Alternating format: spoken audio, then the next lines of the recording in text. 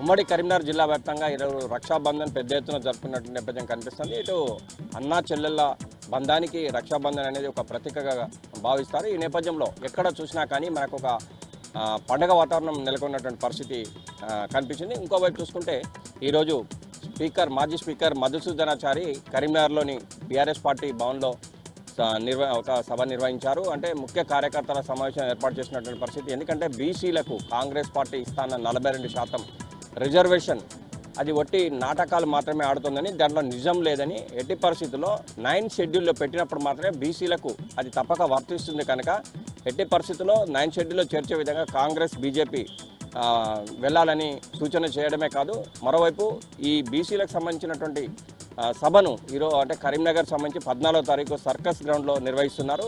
దీనికి పెద్ద ఎత్తున బీసీలందరూ కూడా హాజరు కావాలని చెప్పి పిలుపునిచ్చిన నేపథ్యం మనకు కనిపిస్తుంది. అంటే బీసీలకు సంబంధించి ఏకతాటిపైకి వచ్చి 42% తప్పకుండా ప్రతి ఒక్కరు కూడా అమలు చేసుకోవాలంటే 14న జరిగే సభను విజయవంతం చేయాలని చెప్పి మాజీ స్పీకర్ మధుసూదనాచారి చెప్పినటువంటి నేపథ్యం.